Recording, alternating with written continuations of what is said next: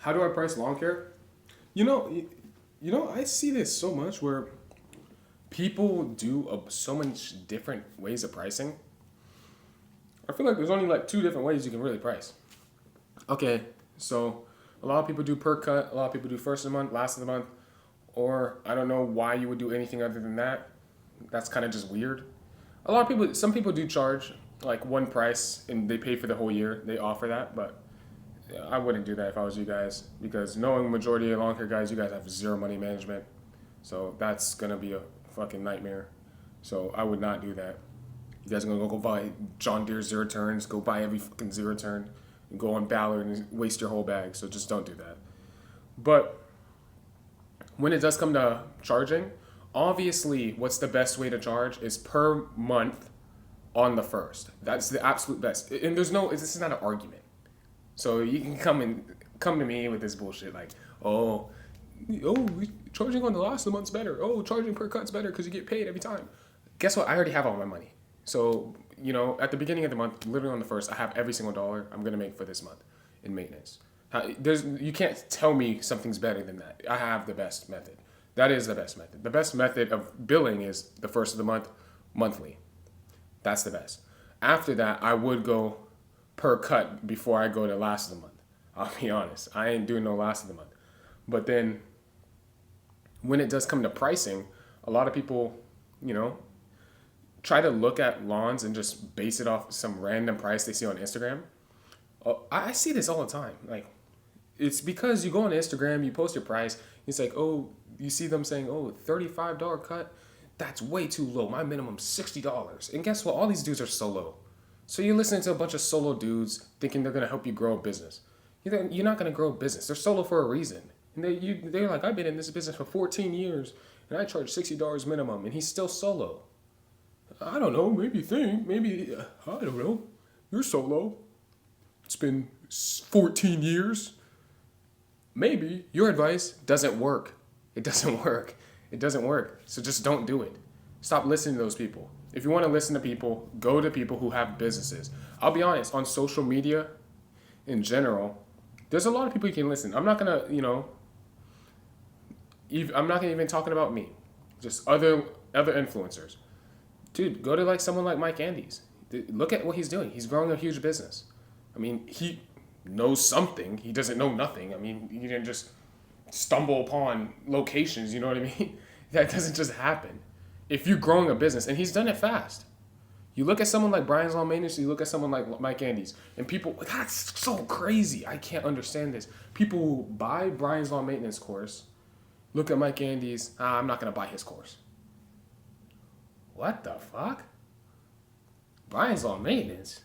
He's been in business the same time as Mike Andes. Mike Andes has almost 200 locations. Brian's Law Maintenance got a fucking route. One route?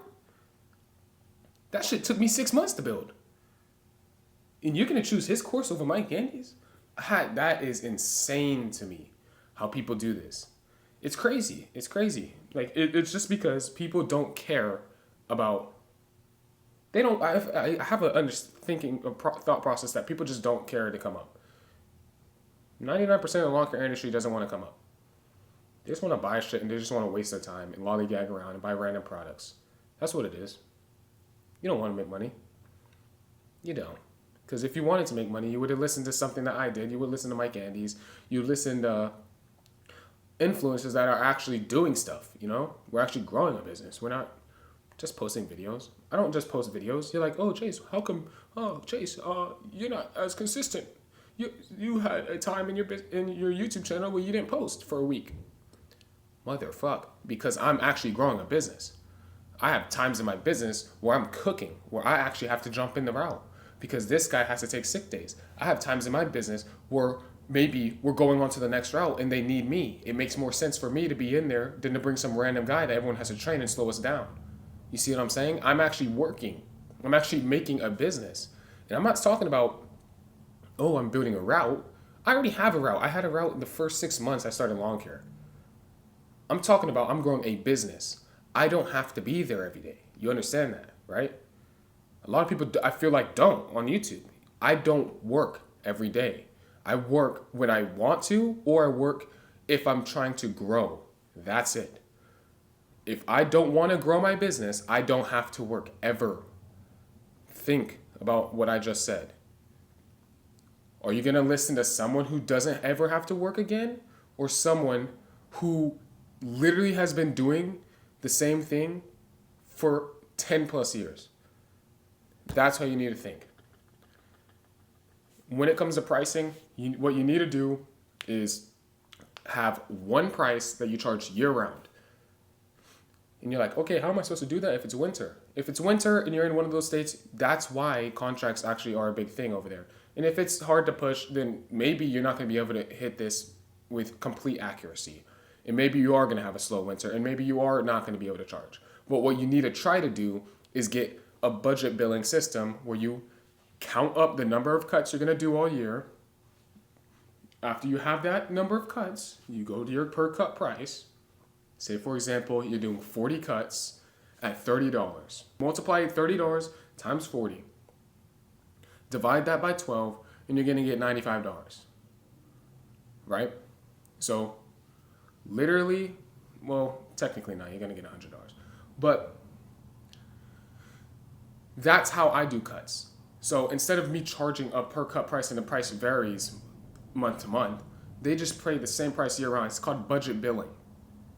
A lot of the, older people who actually have paid bills know what I'm talking about. This is called budget billing, right? So literally, if you offer them budget billing, they're like, oh shit, this company actually is not gonna fluctuate the price up and down, up and down. They're just gonna charge one rate all year round.